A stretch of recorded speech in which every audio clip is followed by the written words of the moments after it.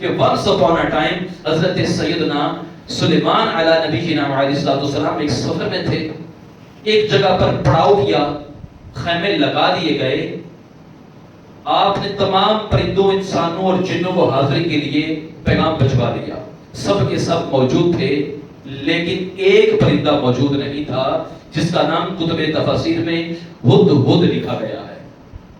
ہدہد کمالات رکھتا ہے۔ حضرت سلیمان علیہ السلام نے پوچھا نا کہ ہدہد کہاں ہے، باقی سارے پرندے سامنے، کسی کا نہیں پوچھا ہدہد کدھر ہے جی، کوئی رپلائی نہیں، وہ بولا نہیں ہدہد، سب نے دیکھا ہے نہیں ہے جی، اچھا آپ نے فرمایا کسی کو بتا کر گیا ہے کہیں؟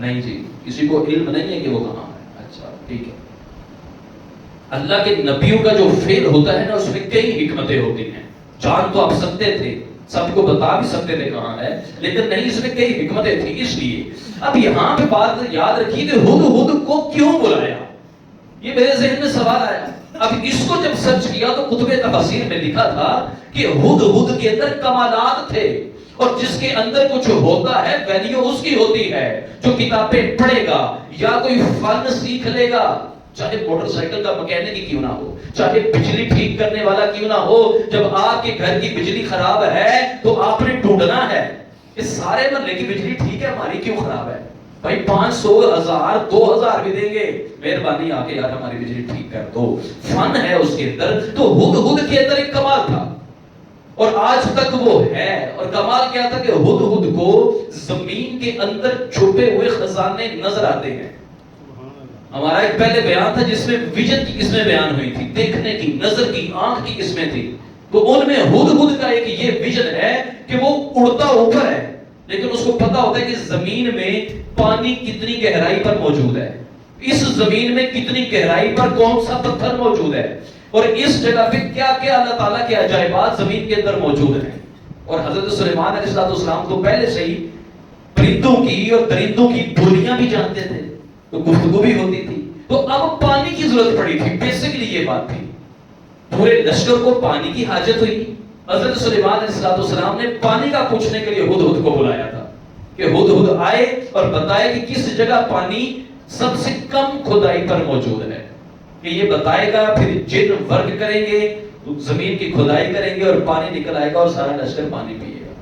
تو پہلی آج کے جمعۃ المبارک خطبہ سے جو بات ہم نے سیکھی، اپنے اندر کمال پیدا کیجئے، رزق سب کو مل رہا ہے، سارے کھا رہے ہیں، ایک جانور کسی بھی قسم کا ہے، کتا ہے، بلی ہے، بکری ہے، بھینس ہے، روزانہ سارے کھاتے ہیں، کھائیں ضرور، کام کرنے ضرور کریں، میرے وہ بھائی جو پڑھے لکھے نہیں ہیں وہ کوشش کریں پڑھنے کی، قرآن مجید کی تفسیر خریدیں، احادیث مبارکہ کی ایک ایک کتاب بے شک سال بعد ایک خریدیں، ایک سال میں ایک کتاب 2000-2500 روپے خرچے، کو نیت کریں میں نے سال میں اس کو مکمل پڑھنا ہے، اپنے اندر کمال آ جائے گا، آپ لوگوں کو اچھائی کی طرف لے کر آنے والے بن جائیں گے۔ آپ کوئی فن سیکھ لیں، جیسا کہ میں نے پہلے ذکر کیا، فن ہوگا آپ رزق حلال کما سکتے ہیں عزت کے ساتھ، آپ کی رسپیکٹ ہوگی، لوگ منت اللہ کر کے کہیں گے ہماری بجلی ٹھیک کر دیں۔ تو گزارش ہے کہ فن سیکھیں، اپنے اندر کمال پیدا کیجئے۔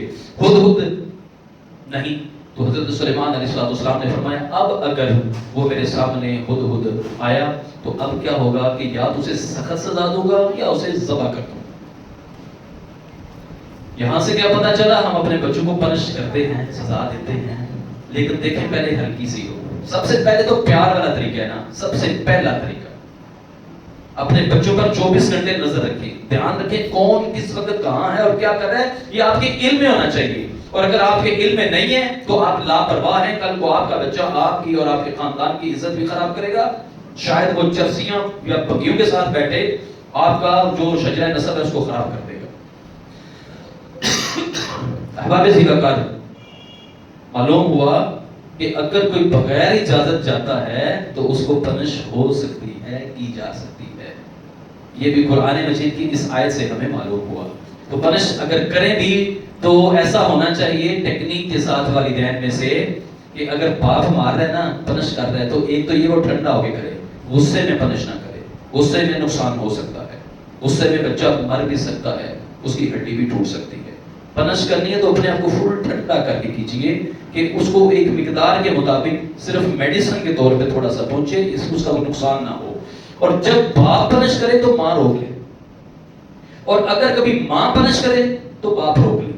ایسا ہونا چاہیے، روک بھی لے، سمجھائے بھی، اور وعدہ بھی لے لے کہ آئندہ یہ غلط کام نہیں کرنا. احباب ذی وقار، ہدہد کچھ دیر کے بعد حاضر ہوا اور اس نے آ کر عرض کی کہ حضور میں تو ایک ایسی جگہ پہ گیا تھا، وہاں تو عجیب و غریب ماحول ہے، وہاں پہ تو اللہ کو پوجتے ہی کوئی نہیں ہے، وہاں تو سورج کی پوجا کی جاتی ہے. اور وہ فاصلہ کتنا تھا بتاؤں آپ کو، وہ فاصلہ 2200 کلومیٹر تھا تقریباً.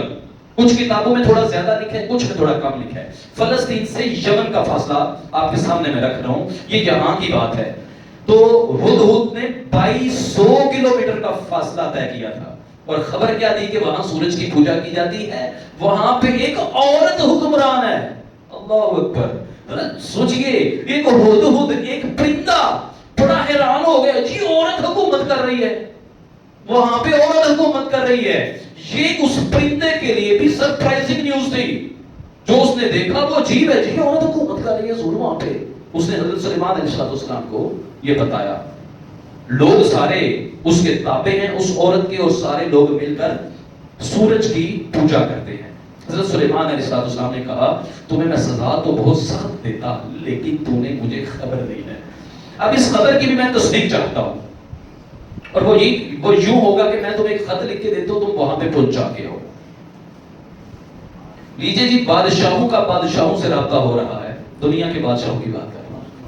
اب حضرت سلیمان علیہ السلام نے خط عام طریقے سے نہیں بھیجا کہ ایک ڈاکیا جائے اور جا کر جو باقاعدہ ایک رسم و رواج کا طریقہ ہے اس کے تحت جا کر خط دے. نہیں، حضرت سلیمان علیہ السلام نے کہا اے ہدہد، اس عورت خاتون حکمران کو پتہ نہیں چلنا چاہیے کہ خط کدھر سے آیا. ہدہد نے خط لیا، 2200 کلومیٹر کی پرواز کے لیے تیار. جا کر جناب پہلے صحن میں تلاش کیا، ملکہ موجود نہیں. ایک کمرے میں، دوسرے کمرے میں، تیسرا، چوتھا، سارے کمروں میں تلاش کر کر کے خود سرچنگ کر رہے کہ جی کدھر ہے وہ. پھر آخر ایک ایسا کمرہ تھا وہ جو بالکل بغیر چھت کے ہے اور سورج نظر آ رہا ہے، شدت کی گرمی ہے، دوپہر ہے. تو اس وقت یہ ملکہ اس کمرے میں سورج کی عبادت کر رہی ہے. اچھا، اس کا اکثر دھیان اوپر بھی جاتا ہے پھر نیچے بھی آتا ہے، اوپر بھی جاتا ہے اور نیچے بھی آتا ہے. ہدہد کا کمال کہ جب بھی اوپر گیا تو وہ نظر نہیں آیا ہدہد. جو ہی اس کا دھیان نیچے گیا تو ہدہد نے پرواز نیچے ڈاؤن کی اور جا کر خط رکھا، اور پھر ایسے ہی چپکے سے ہدہد واپس. اب اس کے سارے دروازے بند تھے، کوئی آ نہیں سکتا، کوئی جا نہیں سکتا. تھوڑی دیر کے بعد جب ملکہ واپس مڑی تو حیران رہ گئی کہ یہ کیا ہو گیا، یہ خط کدھر سے آیا ہے. خط کو کھولا تو اس میں سلام لکھا تھا اور کہا تھا کہ ہم تمہیں دعوت دیتے ہیں کہ تم مسلمان بن کر ہمارے پاس حاضر ہو جاؤ. سورۃ نمل، یہ اس کا خلاصہ آپ کے سامنے رکھ رہا ہوں، اور اس کی کچھ آیتیں سورۃ سبا میں ہیں، اسی واقعہ کی سورۃ سبا میں. اس کا بھی آپ مطالعہ کر سکتے ہیں، کیجیے قبل کے ضرور. احباب ذی وقار، حضرت سلیمان علیہ السلام اب انتظار میں ہیں کہ اس کا رپلائی ہے. اب ملکہ نے اپنے سارے وزیروں کو بلایا، سارے وزیر موجود ہیں. خط کھولا اور پڑھا، سب کو سنایا. یہ بات ہے. وزیروں نے کہا ہمارے پاس طاقت تو بہت ہے، کوئی مسئلہ نہیں ہے، ہم جنگ پرجوش طریقے سے کریں گے، باقی جو آپ فیصلہ کریں. ملکہ کہنے لگی بات تو تمہاری ٹھیک ہے، لیکن میں حیران ہوں کہ خط کیسے پہنچا. مجھے لگ رہا ہے کہ وہ بہت سخت قسم کے لوگ ہیں، ان کے پاس کوئی بڑی ٹیکنالوجی ہے کہ دروازے بند ہیں تو خط پہنچ گیا. اس لیے میں چاہتی ہوں کہ ہم جنگ کی طرف نہ جائیں، لوگ مریں گے، لوگوں کا نقصان ہوگا. پہلے ہی یمن جس کو ملک سبا کہا جاتا ہے، لوگوں کا نقصان ہو چکا ہے. کیوں جی، اس کی اگر بیک گراؤنڈ پہ جائے بڑی لمبی بات ہے، میں ابھی ادھر نہیں جا رہا. احباب ذی وقار، اب جو متفقہ فیصلہ ملکہ بلقیس نے کیا وہ یہ تھا کہ ہم بہت زیادہ تحائف بھیجتے ہیں. اگر تو وہ اللہ کے نبی ہوئے تو تحفے قبول نہیں کریں گے، اور اگر وہ دنیا کے بادشاہ ہوئے تحفے قبول کر لیں گے. لیجئے جناب، تحفوں کی تیاری ہوئی. اس نے بمشکل زور لگا کہ جو تحفے تیار کیے نا، اس میں سونے کے کافی زیادہ برتن تھے، سالڈ سونا بھی موجود تھا، چاندی بھی تھی، خوشبوئیں، دنیا کی مہنگی ترین خوشبوئیں جو اس کے ذاتی استعمال میں تھی، مہنگی ترین چیزیں اس نے چنی اور تحفوں میں رکھ دی. اس کے ساتھ 500 غلام، 500 لونڈیاں خوبصورت ترین لباس کے ساتھ، بہترین میک اپ کے ساتھ، اور ان کے ساتھ اضافی کئی جوڑے رکھے، بہت زیادہ باکسز پیک کیے، اور 500 لونڈی، 500 غلام، چند وزیر گئے ہیں جناب تحفہ دینے کے لیے اور سلام کا جواب دینے کے لیے۔ احباب ذی وقار، رب تعالیٰ نے 2 روایتیں ہیں یہاں پہ کہ ایک تو وحی رب تعالیٰ نے فرما دی کہ ملکہ بلقیس کی طرف تحفے آئے ہیں، دوسری روایت کے مطابق ہدہد نے پھر خبر پہنچائی کہ وہاں سے لوگ آ رہے ہیں۔ حضرت سلیمان علیہ نبینا علیہ السلام نے کچھ روایات ایسی موجود ہیں ان کے مطابق آپ کو جب پتا چلا نا کہ سونا آ رہا ہے اور چاندی آ رہی ہے اور عنبر ہے اور مشک ہے، اچھا چلے ٹھیک ہے ہم بھی دکھاتے ہیں ان کو۔ احباب ذی وقار دکھایا تو کیا دکھایا کہ جب وہ قریب پہنچے تو چند ہی لمحوں میں حضرت سلیمان علیہ السلام نے حکم دیا جنوں کو یہ سڑک سونے کی بن جائے، سائیڈوں پہ ہیرے اور جواہرات لگ جائیں، مشک و عنبر کی خوشبو دینے والے درخت لگ جائیں، اور کافی زیادہ جانور جو خطرناک بھی ہیں اور خطرناک نہیں بھی ہیں وہ سائیڈ پہ گھومنا پھرنا شروع ہو جائیں۔ سڑک سونے کی ہو تو ان کو یہ چھوٹا سا گفٹ برتن وغیرہ کیا ان کے سامنے جناب، یہ تو کچھ بھی نہیں ہے نا۔ اب جب وہ پہنچے تو خود ہی کچھ شرمندہ ہو گئے، یہ کیا ہے، ہم یہ کیا تھوڑا سا لے گئے ہیں، یہ کیا ان کو مطلب مرعوب کرے گا، یہ تو روب تاری نہیں کرنے والے گفٹ۔ احباب ذی وقار مختصر جب وہ پہنچے تو آپ نے پوچھا ہاں بھائی کیسے آئے ہو؟ کہا جی ہماری ملکہ نے یہ آپ کے لیے تحفے بھیجے ہیں۔ آپ نے فرمایا تحفے ہمیں نہیں چاہیے، جو میں سمجھانا چاہتا ہوں وہ تمہیں سمجھ نہیں آئی، میں یہ سمجھانا چاہتا ہوں کہ تم مسلمان بن جاؤ، ہمیں بس یہ چاہیے، تم آگ سورج کی جو پوجا ہے اس کو چھوڑ دو، ہمیں اور کچھ نہیں چاہیے، جاؤ سارے تحفے لے کے واپس چلے جاؤ۔ ہاں اپنی ملکہ کو جلدی بھیج دینا، بس صورتیں دیگر تم دیکھ رہے ہو کہ ہمارے پاس بہت بڑا لشکر ہے، اور پھر ہم آئیں گے تو ایسے آئیں گے کہ تمہیں پتہ نہیں چلے گا کہ کیا ہو رہا ہے۔ احباب ذی وقار حضرت سلیمان علیہ السلام کا یہ پیغام لے کر وزیر اور سارے غلام اور لونڈیاں اور تحفے واپس چلے گئے۔ اب ملکہ بلقیس کے پاس ایک ہی راستہ تھا کہ میں نے جانا ہے۔ احباب ذی وقار جب وہ وہاں سے نکلی، سفر طے کیا، ٹیلی فون تو تھا نہیں کہ فون کر دیں ہم آ رہے ہیں، تو 2200 کلومیٹر کا سفر ہے، 1-2-3 دن میں تو طے نہیں ہونا تھا۔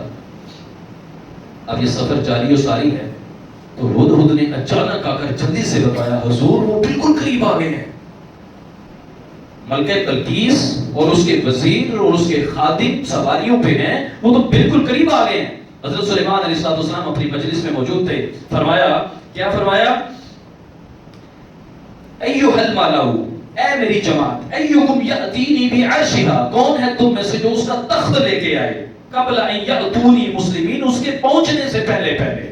احباب ذی وقار قال عفریت من الجن، جن بہت بڑا جن تھا، اس نے کیا کہا انا آتیک بہ قبل ان تقوم من مقامک، حضور آپ کی یہ جو مجلس ختم ہونے کا ٹائم ہے نا اس کو اندازہ تھا کہ ابھی گھنٹہ آدھا گھنٹہ ہے، تو اتنی دیر میں لے آؤں گا۔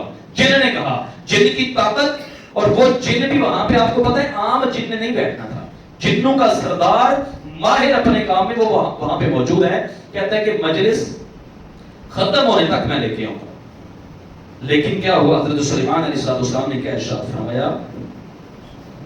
نہیں، اس سے جلدی چاہیے۔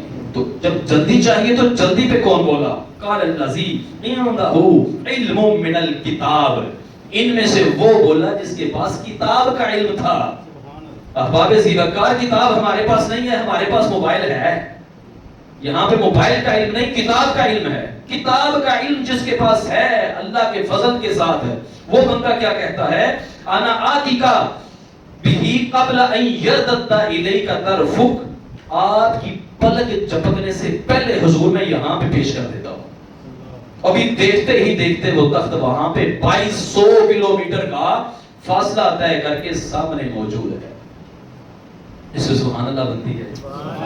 قرآن کہہ رہا ہے، میں نہیں کہہ رہا، یہ آیت کا نمبر جناب ہے 40، سورت کا نمبر ہے 27، سورت نمل آیت نمبر 40 میں بنی اسرائیل کے ولی جو ہیں ان کی کرامت بیان کی گئی ہے، اور ان کا نام بے شمار تفاسیر میں جب دیکھا تو ایک ہی نام آ رہا ہے، حضرت آصف بن برقیہ رحمت اللہ تعالی۔ یہ اللہ کے ولی ہیں، کتاب کا علم، اور اس علم اور اللہ کے فضل کے ساتھ تخت پلک جھپکنے میں یہاں پہ موجود۔ تو جو بندہ کہتا ہے کہ باپے تے شے کوئی نہیں، وہ یہ آیت مقدسہ پڑھے کہ باپ سے مراد یقیناً وہ اللہ کے ولی دے رہا ہے، اس کو قرآن کا علم نہیں ہے جو باپو پردان کر رہا ہے۔ تو قرآن مجید میں رب تعالیٰ نے باپو کا ذکر کیا ہے۔ یہاں پہ حضرت سلیمان علیہ السلام خود بھی تخت لا سکتے تھے، اللہ نے آپ کو اتنی بڑی بادشاہت عطا فرمائی، ہر چیز پہ آپ کی حکومت تھی، لیکن ذرا غور تو کیجیے، خود نہیں منگوایا، حوا کو نہیں کہا زمین پہ بھی حکومت ہے، زمین کو نہیں کہا کہ تو گھوم جا اور ایسی گھوم کے ایک ٹکڑا سائڈ پہ ہو جائے اور وہ تخت ادھر آ جائے، یا پورے کا پورا یمن ادھر ساتھ آ کے مل جائے، نہیں، یا یہ بھی نہیں کہا کہ زمین کو درمیان میں اس سائڈ پہ آ جا کہ جدھر سے ملکہ بلقیس آ رہی ہے اور وہ تھوڑی دور ہو جائے، ہمیں تھوڑا ٹائم مل جائے وہ تخت لانے میں، نہیں۔ احباب زیرکار، ولی کی شان بیان کرنا مقصود ہے، اللہ کے ولی کی شان ہے، اور یہ بنی اسرائیل کے ولیوں کی شان ہے۔ آج کے لوگ تان و تشریح کرتے ہیں، الزام لگاتے ہیں کہ جی وہ کرامتیں نہیں ہیں اور یہ غلط ہے، جی تو وہ یہ ہو گیا تو وہ ہو گیا۔ احباب زیرکار، جو قرآن پڑھے گا وہ ہدایت پہ رہے گا، جو قرآن کی تعلیمات کو چھوڑ دے گا وہ گمراہ ہو جائے گا۔ تو اللہ کے ولیوں کی شان، تخت بھی آ گیا، یہاں پر موجود بھی ہے۔ احباب زیرکار، فوراً تبدیلی کرنے کے احکامات جاری، اس میں کچھ تبدیلی کر دو، تبدیلی بھی ہو گئی، سجا کے رکھ دیا گیا۔ احباب زیرکار، ایک اور آئیڈیا آیا حضرت سلیمان علیہ السلام کے ذہن میں کہ اب یہ جو آ رہی ہے نا، یہ تو سمجھ رہی ہے نا کہ میں بادشاہ ہوں، ہے عورت، اپنے آپ کو حکمران سمجھ رہی ہے، اس کو مزید تھوڑا سا پریشرائز کرنا ہے۔ لیجئے جی، جنوں کو حکم دیا کہ کچھ نیا کر کے دکھاؤ، جی حضور کیا کرنا ہے میں تو سمجھ نہیں، فرمایا ایسی چیز بناؤ کہ اس میں آر پار نظر آئے، لیکن ہو وہ چیز، مطلب یہ شیشہ جو آپ ابھی یہ دروازے پہ دیکھ رہے ہیں، آر پار نظر بھی آ رہا ہے اور چیز موٹی بھی ہے، طے بھی ہے۔ اس وقت اس کائنات میں سب سے پہلی بار شیشہ بنایا جنوں نے۔ اتنا بنایا، چھوٹے پیسز نہیں، اتنا بڑا تھا کہ بہت بڑا ہال تھا، اس مسجد سے بھی بڑا، اس پر ایک ہی پیس رکھا اور پیس کے نیچے پانی تھا، پانی کے اندر کچھ پانی کے جو جانور ہیں، جو مچھلیاں وغیرہ ہیں، وہ بھی موجود ہیں محل کے اندر۔ اس کے اوپر صوفے لگا دیے گئے، کرسیاں لگا دی گئی۔ اب جناب ملکہ محترمہ جب آئیں تو جو ہی سامنے آئیں تو انہوں نے دیکھا کہ یہ تو آگے پانی ہے، تو انہوں نے اپنے یہ پانچے کچھ اوپر کیے، آدھی پٹلی تک جب اوپر کیے تو آپ نے آواز دی، نہیں ملکہ آ جاؤ، تم پانی میں نہیں گرو گی۔ جب اس نے پھر ڈرتے ڈرتے قدم رکھا تو قدم شیشے کے اوپر تھا، پھر وہ چلتے چلتے آ گئے۔ اس سے مزید وہ امپریس ہو گئی، یہ تو لگتا ہے واقعی سچے لوگ ہیں۔ خط بھی پہنچا، سمجھ نہیں آئی، تحفے بھیجے، ان کے پاس بہت زیادہ ہے۔ اب تیسری چیز کہ میں آئی ہوں تو سامنے تو یہ معاملہ ہے، یہ تو ہمیں پتہ ہی نہیں ہے، یہ تو جدید ترین ٹیکنالوجی ان کے پاس ہے۔ احباب زیرکار، وہ بیٹھی اور اس نے کہا کہ میں جھک گئی ہوں، اب یہ ساری باتیں میں نے مان لی ہیں، اب ہم آپ کو ٹیکس بھی ادا کریں گے اور جو جو آپ کہیں گے وہ کریں گے۔ حضرت سلیمان علیہ السلام نے فرمایا نہیں، ہمیں یہ نہیں چاہیے، ہمیں چاہیے اللہ عز و جل کی اطاعت۔ تم سمجھتے ہو کہ ہم صرف ملک فتح کرنا چاہتے ہیں، نہیں، ہم تمہیں کہتے ہیں کہ تم مسلمان بن جاؤ، اور مسلمان کا جو تم سمجھ رہی ہو مانا جھکنا ہے، یہ مانا جھکنا نہیں بلکہ شرک چھوڑ دو، سورج کو پوجنا چھوڑ دو۔ احباب زیرکار، ملکہ نے اسی وقت توبہ کی، اس کے وزیروں نے توبہ کی اور وہ سارے کے سارے دار اسلام میں داخل ہو گئے۔ احباب زیرکار، معلوم کیا ہوا کہ اللہ تعالیٰ عز و جل کے ولیوں کی کرامات ہیں، اللہ تعالیٰ نے عطا فرمائی ہیں، اور جو آج کے دور میں بھی اللہ عز و جل کی عبادت کرے گا شوق کے ساتھ، ذوق کے ساتھ، تو اللہ تعالیٰ اسے بھی عطا فرمائے گا۔